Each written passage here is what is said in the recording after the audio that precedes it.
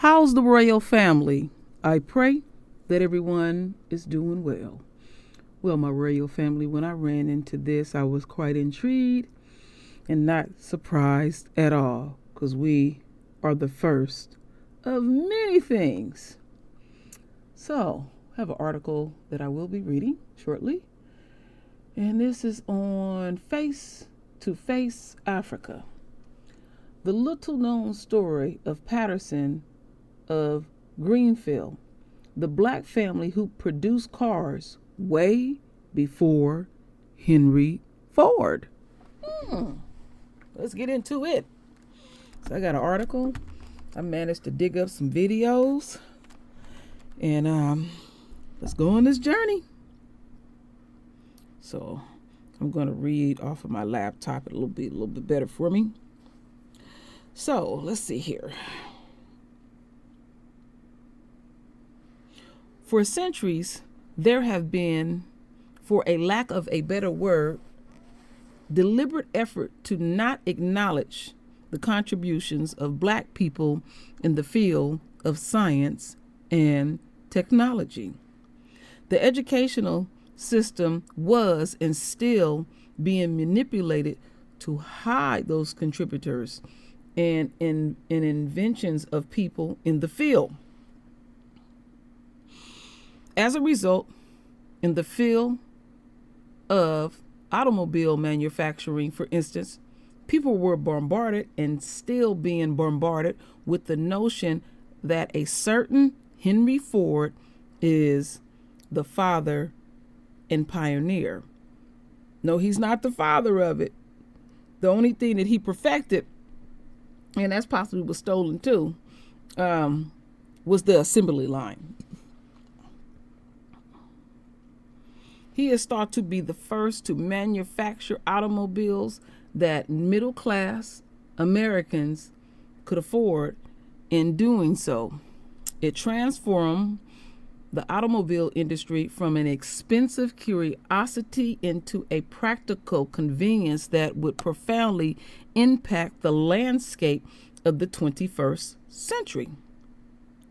But what this narrative failed to acknowledge was that Patterson of Greenfield, Ohio, was the real pioneer. Are we surprised? Not at all. Okay, let's see here.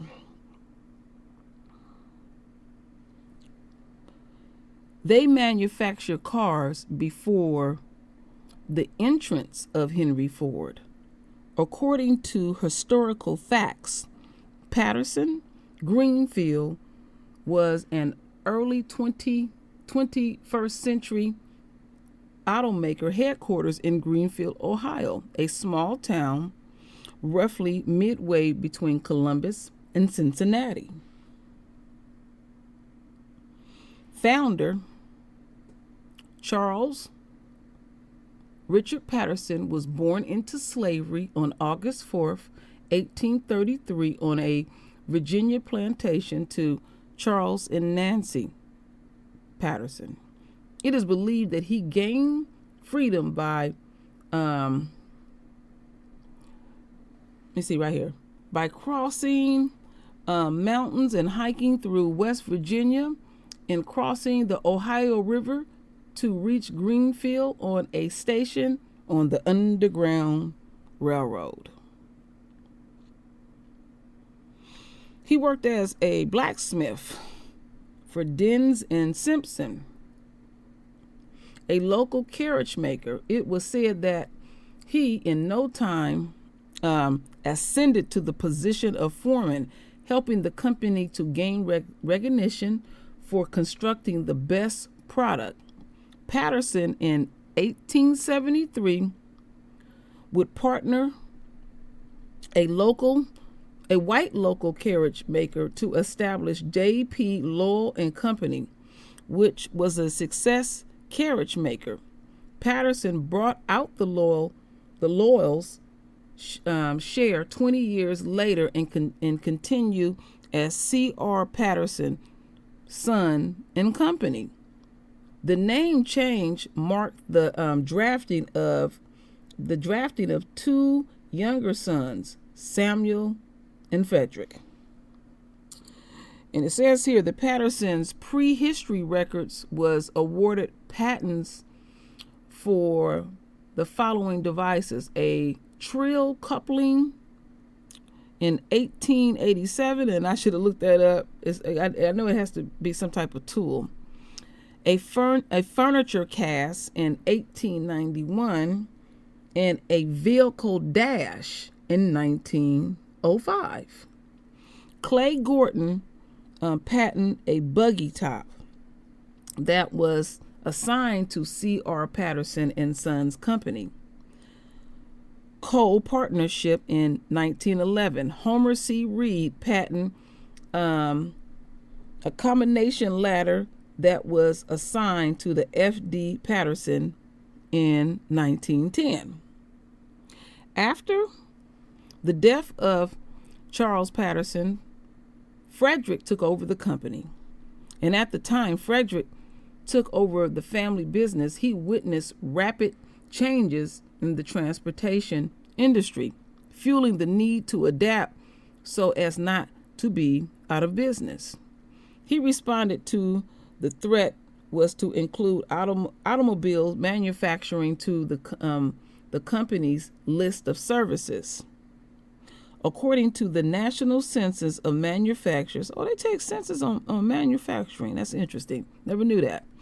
In 1890, the percentage of the black population that was involved in manufacturing was identified to 1/100%. Damn, that's amazing. And the majority of this were the minority of this was black cosmetics or cigarettes.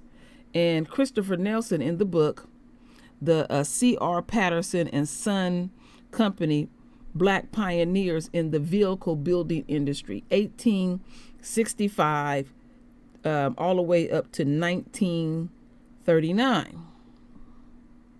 Actually producing products for the mass market, the Pattersons were the only ones that I came across that made them the largest black-owned manufacturing company in the United States, he added.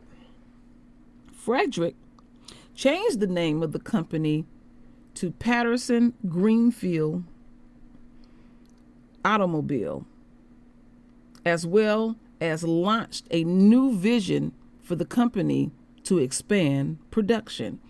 It was believed the company rolled out its first line in 1915 and were sold for $850. That came with a 4-cylinder Continental engine and was comparable to the contemporary Ford Model T.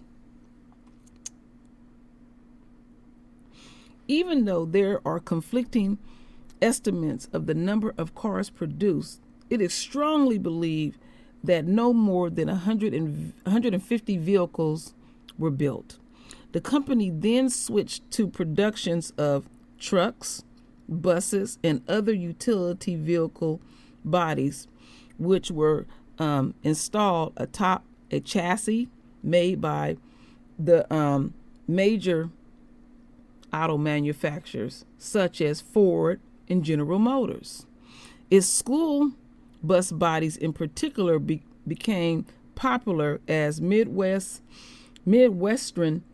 school districts began to convert from horse-drawn into internal combustion fire transportation by 1920. Around 1920, the company reorganized as the Greenfield Bus Body Company, but after 10 years of steadily growth, the Great Depression sent the company into a downward spiral. Frederick Patterson died in 1932, and the company began to disintegrate into the late 1930s. That's it, my royal family. So, a lot of times when we find out things amazing like this, you have to really dig and put this whole thing together.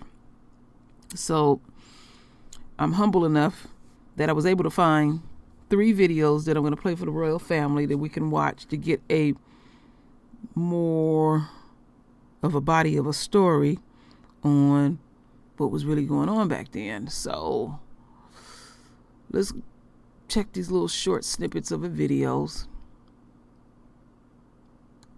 Okay, so this first one is 1 minute and 36 seconds. There we go. Come on.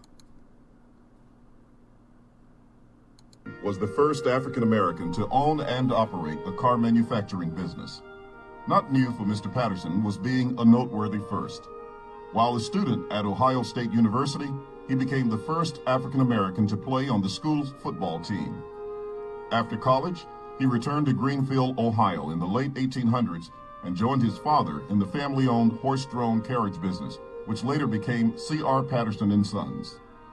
When his father died in 1910, Mr. Patterson took over the business. An astute entrepreneur, he recognized that the new horseless carriages presented his company with a golden chance to expand. Seizing this opportunity, he converted his company in the early 1900s from producing horse-drawn carriages to manufacturing automobiles and made 150 cars. In 1915, he became known for his Greenfield Patterson automobile that he produced in 2 styles, each costing about $850.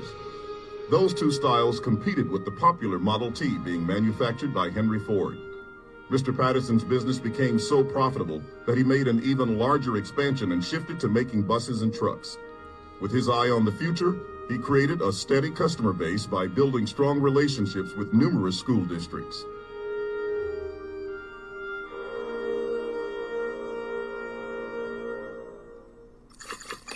All right, my royal family. As we continue on, let's get into this next video. Let me see, make sure I get the right one. Check out that one. I think it's this one over here. Yeah. So we're going to play this one first.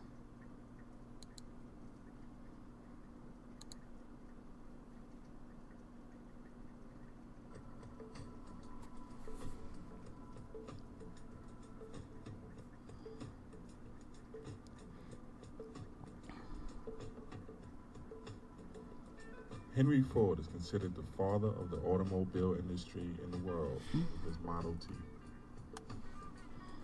But did you know, in 1873, Charles Richard Patterson, a blacksmith, carriage maker, and runaway slave from Virginia, partnered with J.P. Lowe in Greenfield, Ohio, to develop a successful carriage building business. By 1893, Patterson bought out his partner and formed C.R. Patterson & Sons, building 28 types of horse-drawn vehicles and employing as many as 15 people. Upon his death in 1910, Patterson left the business to his son Frederick. By that time, American transportation was changing, and Frederick converted the company to an automobile manufacturer, making Patterson Greenfield the first and only black-owned automobile company in America. Selling for $850, the Patterson Greenfield automobile was in direct competition with Ford's Model T and was said to be a more sophisticated car for its era. It is said no more than 150 vehicles were made. The company also became involved in the production of trucks and buses. Its school buses will become the most popular buses in the Midwest. As the Great Depression hit America, the business would decline and reorganize but could not recover. By this time, Ford, Chrysler, and GM were able to mass produce automobiles. And oh yeah, Frederick Patterson was also the first black player on the Ohio State football team. But that's another true story. All right. So let's get into this last video.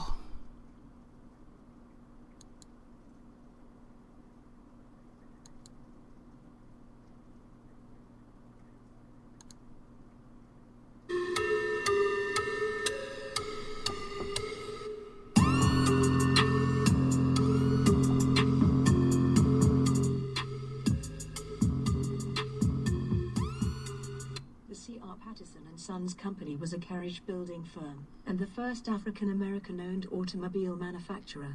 The company was founded by Charles Richard Patterson, who was born into slavery in April 1833 on a plantation in Virginia.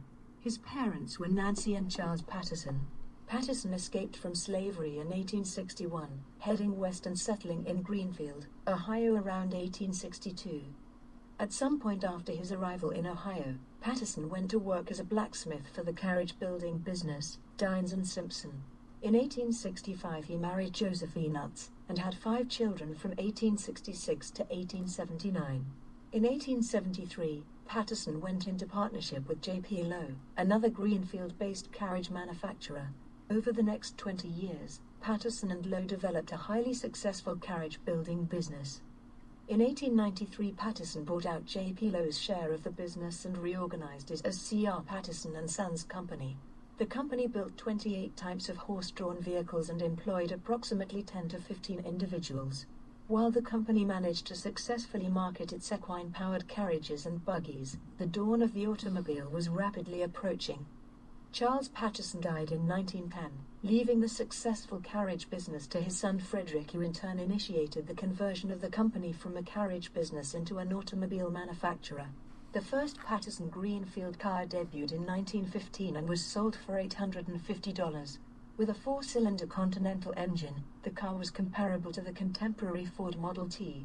The Patterson Greenfield car may, in fact, have been more sophisticated than Ford's car, but C.R. Patterson and Sons never matched Ford's manufacturing capability. Estimates of Patterson Greenfield car production vary, but it is almost certain that no more than 150 vehicles were built. The company soon switched to production of truck, bus, and other utility vehicle bodies, which were installed atop chassis made by major auto manufacturers such as Ford and General Motors. Its school bus bodies in particular became popular as Midwestern school districts began to convert from horse-drawn to internal combustion-fired transportation by 1920. Around 1920, the company reorganized as the Greenfield Bus Body Company, but after 10 years of steady, if unspectacular growth, the Great Depression sent the company into a downward spiral. Frederick Patterson died in 1932, and the company began to disintegrate in the late 1930s. Around 1938, the company moved to Gallipolis, Ohio, changing its name again to the Gallia Body Company in an attempt to restart its prior success. The attempt failed and the company permanently closed its stores in 1939. Like many other small auto manufacturers, the company was unable to compete with Ford, General Motors, Chrysler, and other large automobile manufacturers.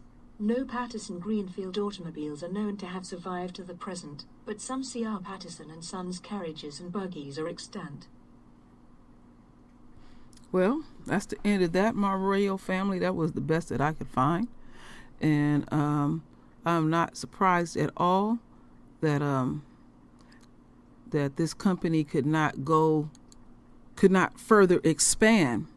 Because when I was reading the Wrinklepedia, these banks did not want to back them up. So you can imagine how hard it was for them. But they still produced a very high quality vehicle and worked with little capital. Ain't nothing changed in America. You notice that, my royal family? They envy us. See, I often say we come from royal stock, and we deserve and we should demand the finest of everything. So naturally, when we are building things like this, we are envisioning ourselves in it. And that's why their vehicles was much better. I was thinking of the Chrysler 300. It's a brother that designed that car. I know many people know it. And when I read about his interview, he was saying, well, that was the car that he always pictured himself in. So it made sense. And they sold like hotcakes. And he saved that company too. And you see, they just adapted and tried to hold on as long as possible and got into school buses and utility vehicles and trucks and things like that. They did the best they could given the environment and the situation that they were in. but they were truly the first pioneers. And as usual, the enemy is always stealing, scheming, and slithering around when we are doing the exact same thing that they are doing. And they feel some kind of way because they know what we are capable of doing in their dying system. Oh, I got to throw that in there, my royal family. But I just thought this would be nice to share. Also share it with the royals so they can continue to know our greatness. That's very important. Make sure we pass this on. You know, it is our duty and responsibility to preserve our history. So anyway, my royal family, render your voice with your beautiful divine words. And it's always my royal family. I thank you for your love. I thank you for your support. And with that said, Ashe.